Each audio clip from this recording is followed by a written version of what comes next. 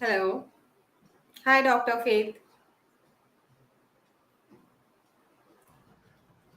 How are you? Can you hear me? Yes, we can hear you now. Awesome, awesome. Hi. Hi. So, thank you so much, Dr. Faith, for joining this event. So, before you start your presentation, I would like to give a brief introduction of yours. Okay. So, yes, ladies and gentlemen, Dr. Faith is on the stage. So, it is my honor to introduce a distinguished speaker who brings a wealth of knowledge and inspiration to our gathering today. Dr. Faith Obafemi, an accomplished professional, seasoned educator, and motivational speaker, graces our stage. With a remarkable background in academia and a passion for empowering individuals, Dr. Faith has been a guiding force in the realms of education and personal development. Dr. Faith has dedicated her career to shaping the minds of future leaders and fostering a culture of excellence. Her commitment to empowering others through education, mentorship, and motivational insights is truly commendable. Today, she joins us to share her expertise and ignite the flame of inspiration within each of us. Without further ado, let us warmly welcome the transformative Dr. Faith Abafemi to the stage. So, yes, Dr. Faith is on the stage right now. So, we can Thank you. see your presentation as well. So, you can start, and the stage is all yours. Good luck. Thank you, Melinda. Thank you, Win Conferences, for this platform. I'm so glad to be here today. Thank you for having me, and thank you for everyone who is here. That was a beautiful presentation, Dr. Deborah. Thank you for how you brought physiology into all of it. As a physiologist, it was so beautiful to listen to you. Thank you so much. It was so practical. I am gonna beg you to stop my video so that I can share the screen. I don't seem to be able to do both together.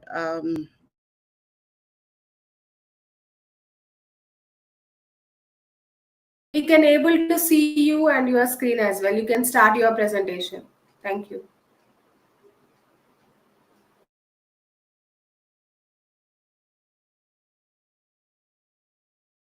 You are talking on mute, Dr. Faith. You are talking on mute. Please unmute and talk.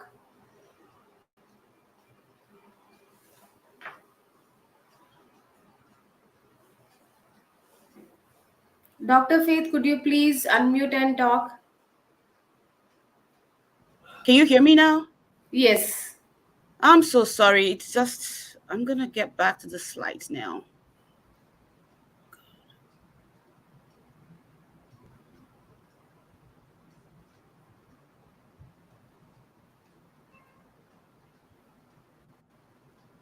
Give me one moment, please. I'm trying to get the slides. I got it before. Apologize for this. Yeah, here we are. Can we see the slides, please? Yes. You can Thank you start. so much. Yes, thank you. So my name is Faith Obafemi. I'm a veterinary doctor. I'm a Fulbright alumna. I am a career and life coach and have authored a book called Effective Planning and Execution.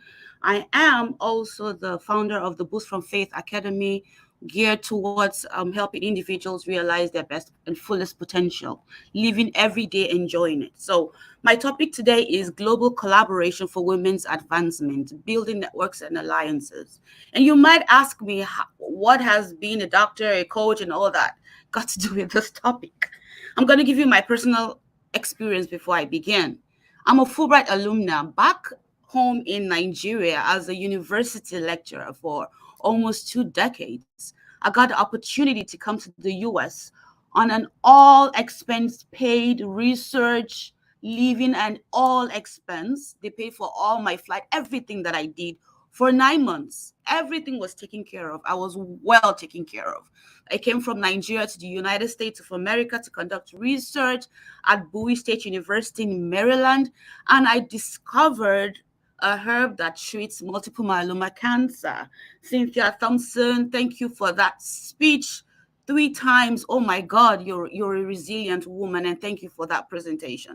So it is from this background that I see that there is a lot of merit in networks and alliances, and we women do not really make full use of it.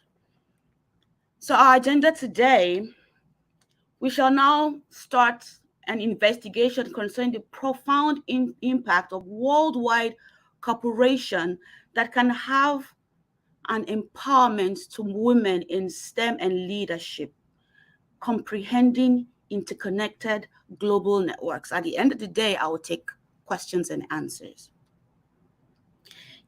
What are interconnected global networks? Interconnected global networks are collaborative ecosystems that surpass geographical limitations. They bring together organizations, individuals, and endeavors that share a common goal, and that goal is promoting the empowerment of women. They utilize communication, technology, and common objectives. These networks establish an interconnected web of assistance that surpasses the conventional boundaries that we know. These networks function as dynamic platforms that enable the exchange of invaluable resources that are vital to the progress of women. By transcending disciplines and borders, knowledge flows effortlessly, and this empowers women with insights, the abilities, and best practices to flourish internationally. I want to cite some examples of effective, successful global networks. The first one we're looking at is the Vital Voices Global Partnership. By offering mentorship, training, and a forum for amplifying voices of women, this network has enabled women leaders across the globe to feel more empowered. The second one is the Women's Forum for the Economy and Society, and it serves as a global forum that fosters collaboration and dialogues among women that represent various industries, thereby encouraging transformation that is very significant. And lastly, the Global Fund for Women. This facilitates a worldwide movement for equality by providing strategic support to women's rights organizations through grant making networks. These networks have profound effect as they dismantle obstacles and they expedite the progress of women in leadership positions, entrepreneurial endeavors, and diverse professional spheres. They serve as a prime illustration of how global interconnected networks can collaborate to generate constructive and positive impact. As we progress, let me illustrate and shed more light on the profound impact that global networks can have and then motivate us to contemplate the immense potential, like I said earlier, that collaborative endeavors can offer in terms of empowering women worldwide. So our first case study is Girls Who Code, a model collaboration for advancing women in STEM. Recognizing the lack of female representation in leadership positions, as we've shown in this slide, we can see 53% women constitute bachelor's and master's graduates. However, only 30% in world researchers. And then in STEM, women hold only 16% of managerial positions. Only 3% have CEO roles. So recognizing this, private and public institutions formed an innovative alliance. The collective endeavor sought not to only rectify the prevailing gender inequalities in these domains, but also to foster an atmosphere that is conducive to the advancement and success of women in leadership positions. And we will see here in the statistics from 1990 to 2020, this is a representation of women in STEM fields. So we see the blue is health, the orange color is math, life sciences, physical science, computer, and engineering. And we will not see significant growth across that. But with this alliance coming together, the collaboration that has been continuous over the years has produced exceptional outcomes. And this data we have here. So we see in Amazon, we have an increase. We have now, you have 29% of women in the leadership jobs. In Facebook, it is 34%. The statistics represent themselves. This is an improvement that has been recorded after some of these collaborative networks. We have seen an increase in the proportion of women holding leadership positions in technology, research, executive positions. So, what is Girls Who Code? In the effort to get more women to work in the STEM fields, Girls Who Code stands out as an inspiring example of how people can work together. Girls Who Code was started in 2012 by Reshma Saujani. Its goal was to close the gender gap in technology and engineering by giving girls from underserved areas access to computer science education and training.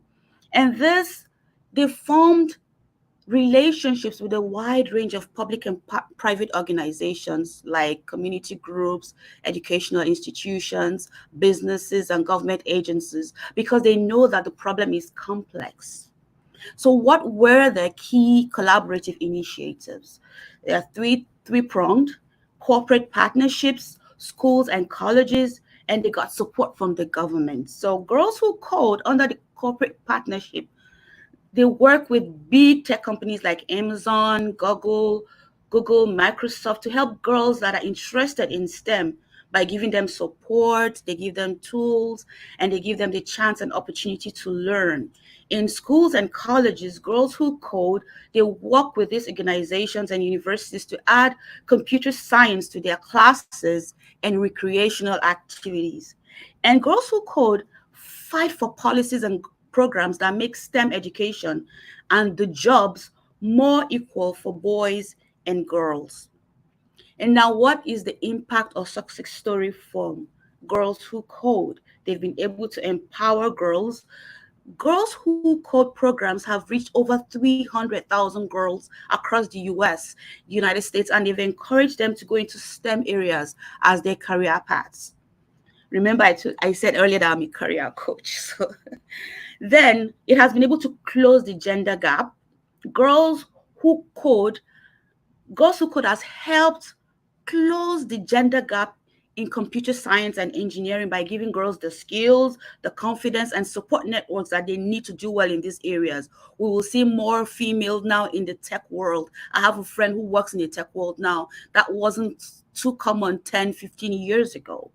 And they've been able to build a diverse tech workforce. So many girls who code graduates or alumni have gone on to get tech degrees and jobs, which has helped to make the tech workforce more varied and open to everyone. In conclusion, Girls Who Code is a great example of how working together can help women get ahead in STEM fields, in science, in technology, engineering, and math. The organization has made a strong front against gender inequality in technology and engineering areas. They've brought institutions together from the public and private sector to achieve this. Our second case study is the Catalyst IBM partnership, breaking corporate barriers. In the ongoing quest for gender equality, partnerships between corporations and advocacy organizations have emerged as powerful tools for affecting or implementing positive change. They leverage their resources, their expertise, their networks, and these collaborations have the potential to dismantle barriers that are hindering the advancement of women in the corporate environment. In this discourse, we will examine a persuasive case between Catalyst and IBM and the achievements they were able to get. So, Catalyst, a leading global nonprofit organization focused on advancing women in the workplace, recognized the need for concerted action to address the systemic challenges faced by women in corporate settings. Meanwhile, IBM, a multinational technology company renowned for its commitment to diversity and inclusion, they sought to enhance its efforts to promote gender equality within its own ranks and across industries. So, what were their objectives? They had three at the beginning of the partnership: to identify and address these barriers amongst women in the workplace. Then, after identifying them, to come up with strategies, to address this problem. And then the strategies that they recorded to help and to be significantly productive, they're going to share it across the sector to also produce same effects, like a ripple effect across the globe. So what were the initiatives? They did research and analysis to find out what the problem was with women in IBM, especially to face the one that had to do with women facing stumbling blocks to their advancement, gender bias, and difficult work-life balancing issues. Then after doing this, they now brought up training and development. Using Catalyst's knowledge of diversity and inclusion, IBM created customized training programs for managers and employees. These programs were meant to reduce unconscious bias and also encourage inclusive leadership. It gave women more ways to achieve job advancement. And finally, they shared their thoughts, the advocacy and thought leadership. Catalyst and IBM put out research reports, they did conferences, webinars as part of thought leadership efforts to spread these insights and best practices to a wider audience and sparked action across the industries that I have mentioned. What were the results and the impact? They recorded increased representation of women in the leadership positions. There was cultural transformation. IBM fostered a more inclusive culture where women felt valued, supported, and even empowered to succeed. And there was industry influence. The partnerships thought leadership initiatives catalyzed broader industry conversations when they shared all their findings, and it inspired other companies to emulate IBM's practices, driving collective progress towards gender equality. In conclusion, my dear audience, the relationship between Catalyst and IBM shows how working together between companies and advocacy groups can make a big difference in promoting gender equality at work. Mentorship, organizational culture, and corporate policies were all components of the multifaceted strategies that were crucial to the success of these collaborative endeavors. Mentorship was key. Mentorship programs were deliberately established. This favorable transformation was significantly influenced by the development of organizational culture. It is key to have of an organizational culture. So what keys and lessons are we extracting? What key lessons and insights are we extracting for this? Mentorship's capacity was profound for change. Customized initiatives were crucial. Customized meaning that they were designed to tackle the problems that had been noticed through research.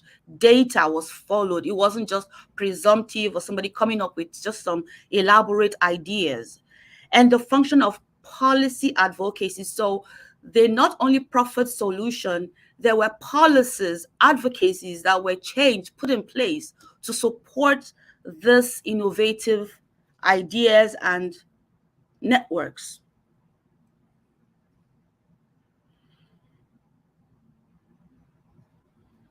Collaborative endeavors, they just demonstrate the tremendous capacity for constructive transformation. So, what are the challenges that we can face in this networking? What are those challenges and what are the solutions we're proposing? Dear audience, before I start this section, I beseech you to think about some of the challenges you have faced, or you've seen other women face, or you've heard of, and think of ways to propose that. You can please share that with us in the chat group. So, what barriers am I presenting today? First is barriers in language, second is institutional obstacles, and cultural disparities. So, culture has been a hindrance.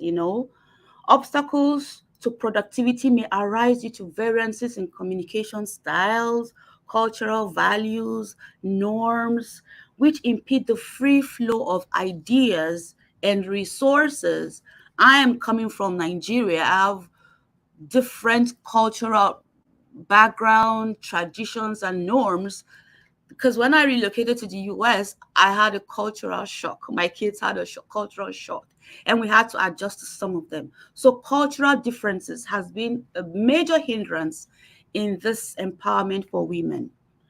Barriers in language, there is no progress that can be made without communication. So when there is language barrier, it hinders this growth. And institutional obstacles.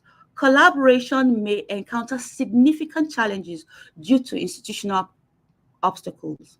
This may manifest as bureaucratic procedures or policies that just contradict. Now, how can we now address these issues? We have cultural competence training. In order to mitigate cultural disparities, it is crucial to integrate collaborative initiatives with cultural competence training. This enables individuals to develop an appreciation and comprehension of various cultural contexts, thereby cultivating a collaborative atmosphere that is more harmonious and inclusive. When I was on Fulbright scholarship in the US government under OIE and Fulbright took us on a lot of cultural adventures. I remember there was one night we were hosted to dinner by different families in the US. And I remember the family I had dinner with had hosted my old president from Nigeria. And I learned a lot of culture. You know, when you have conversations under such situations, you're dinnering, you're talking about, like, you learn a lot, you see, you view. Nothing was hidden. The host came to pick me from where he picked me from. So that was really helpful. That's what we're talking about. Multilingual communication platforms. So by employing translation services, offering bilingual resources, and utilizing real-time translation technology, organizations can enhance communication efficiently and prevent obstacles to collaboration that is caused by language barriers. Now we see in conferences or seminars, we have someone translating, we have different translations into different languages, and that has also been helpful. And finally, establishing clear frameworks and protocols to remove the disparities in such networks. What are your thoughts, dear audience? Please put your thoughts in the chat group. I invite you to engage in this discourse actively. Your invaluable insights and experiences will aid us in our collaborative effort to identify solutions to these challenges. What are some of the challenges, and what are solutions that you think might work? So that we'll discuss this maybe during the time of Q&A. The roles of stakeholders, the government, and corporations and the NGO, we cannot underestimate this. The policies that promote or impede the progress of women is significantly influenced by the government. The involvement of corporations is of the utmost importance due to their substantial sway in the business world. And NGOs, with their adaptability and connections at the grassroots levels, they play an integral part in effecting tangible transformations. So, how can we highlight these successful models? The public-private partnership innovations are frequently the foundation of fruitful collaborations. Cross-sectional collaborations, they play a critical and crucial role in this paradigm shift. Cross-sectional collaborations, it is important to emphasize that they also play a crucial role. Consistent efforts from governments, corporations, and NGOs are often results of instant successes in the advancement of women. These stakeholders have the potential to exponentially advance the cause of women's empowerment on a global scale by capitalizing on their unique capabilities and available resources. They have the capabilities and resources that go beyond geographical barriers, like I said, and beyond individuals, and they can do that effectively. As we advance, it is imperative to maintain and honor the inherent transformative potential of collaborative endeavors that unite corporate entities, governmental agencies, and NGOs. The achievement of a more equitable and empowered future for women globally can be catalyzed by collective action, given that the success of women's progress relies heavily on the seamless integration of initiatives across various sectors.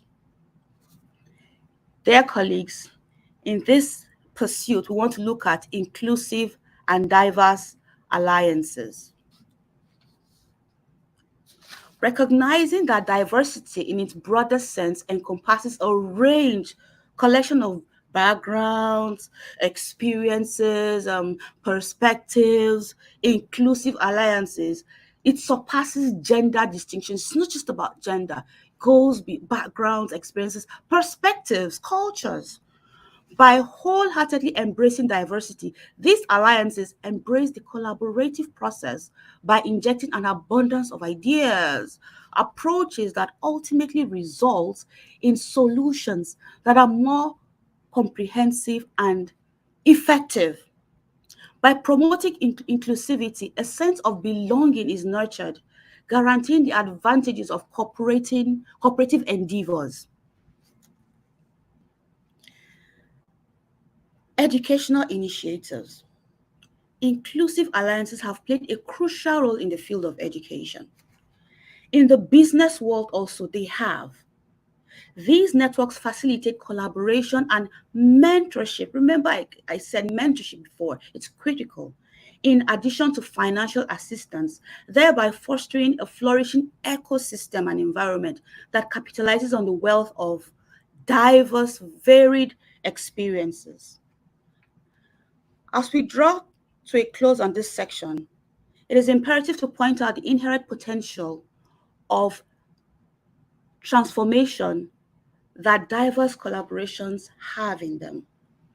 Alliances that adopt an inclusive stance or stand possess the ability, they have the power to instigate systemic transformation. The transformation is not individual or cut across, it's systemic, sequential. They confront preconceived notions and they deconstruct obstacles that impede the advancement of women from diverse backgrounds. As we progress in our shared endeavor to empower women, it is important to acknowledge the foundation of effective international cooperation, that it is dependent on our capacity to establish alliances that value and incorporate our diversity. Through such actions, we not only enhance the representation of women, but we also lay the groundwork for future growth and the sequential effect the ripple effect that I talked about earlier. In conclusion, respected audience, I would like to urge you to contemplate the fundamental insights and reassert our shared dedication to worldwide cooperation in the pursuit of progress for women. What are our takeaways today? During the course of my discussion today, we examined examples of success and transformative case studies. We analyzed the obstacles that impede worldwide cooperation, and then I gave some examples on critical contributions of NGOs, governments, and corporations. We also emphasized the significance of forming alliances that are both inclusive, diverse, and we provided instances to demonstrate the value of collaborative endeavors that fully embrace diversity in every aspect. More than ever, it is imperative and clear that this is vital. Every individual participating in this dialogue possesses the ability to foster international cooperation for the progress of women. Your actions matter. My actions matter. Whether you're an advocate, a policy maker, a business leader, an entrepreneur, or an individual who is deeply committed to equality. Please participate in mentorship programs, champion inclusive policies, provide assistance to diverse initiatives, and cultivate cross-boundary collaborations. And please be eager to mentor. When women lack A lot of younger women will say, I don't have mentors. The older ones said, I don't have people to mentor. Through our actions, we actively contribute to the collective endeavor of elevating women to leadership positions on a global scale so that we manifest ourselves as agents of constructive transformation. Let us depart here with optimism. Let our actions motivate others. Let us remember that mentorship and culture is critical. Thank you very much. I welcome your questions and answers.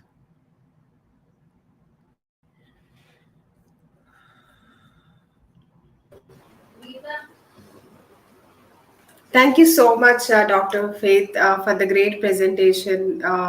So yes, we do have a questions from our audience. So I will ask you one question, taking from all the audience. So, what advice would you give to women struggling with imposter syndrome or self doubt in leadership positions?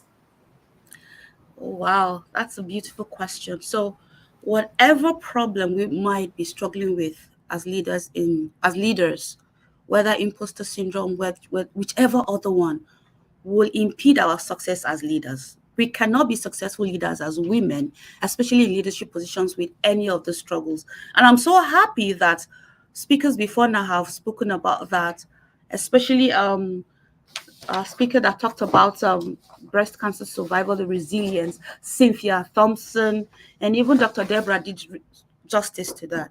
So, whatever problem you might be having in leadership position as a woman, it is critical that you work on yourself first. Self discovery. It starts with mindfulness and building yourself into that leadership position. So I tell some of my clients sometimes there are some leadership positions that you don't just rush into. You know that you don't have what it takes to maintain it. You might have what it takes to get to that position, but then how do you grow in that position? How do you lead others? Before you can lead others, you have to be able to lead yourself. So in mental health, we say self leadership. It begins with self leadership. You have to know who you are, self discovery. I discussed this at length in my book, Effective Planning and Execution. I talked about the prerequisites to planning, things that might hinder you in leadership positions as a woman, as an individual. You can get it on Amazon. Just click Effective Planning and Execution. And so when you discover who you are, you find out your pluses and your minuses. Like Cynthia said, you find out what's lacking in your account, emotional accounts, what you need to deposit, what you need to work on. I must stress here that getting coaches or therapists is critical. Every successful leader has a coach. They just will not tell you because every human being needs help. You can't succeed alone. So when you get coaches and you get therapy, you work on yourself and you establish your self-discovery. Then when you can lead yourself successfully, you can lead others. Have you not seen women in leadership positions that lose it and start screaming at, scream, or there are issues at home? Women, we face a lot where family, kids, children, husbands, so many facets. You have mothers, parents, grandparents, the woman has a lot foisted on her. So you see a woman that is not emotionally intelligent coming to the workplace and coming with all that baggage, and she just loses it to her team. That is very critical to self leadership. When you can lead yourself effectively, then you move to leading others. Please do not go into leading others if you have not succeeded in leading yourself. I'm also sharing this from a personal experience. I didn't get here just like that. I also had to work on myself, and I'm sure all the other speakers also had to work on themselves. We heard our presenter Cynthia say she used to have low self-esteem, but she built it up. She's not the same person anymore. So whatever problem, whether it's imposter syndrome, whatever it is, you need to get help. Getting help doesn't mean you are weak. Getting help doesn't mean you are a failure. Getting help doesn't mean you have failed in any way. It's getting to that level. And then when you can do that successfully, you can lead successfully. Now, leading doesn't mean that when you start leading, you are perfect. No, you also grow in leadership. So where you are today as a leader, it's not where you're going to be next year or in 2 years' time if you are growing. If you are growing. I hope I've answered that question.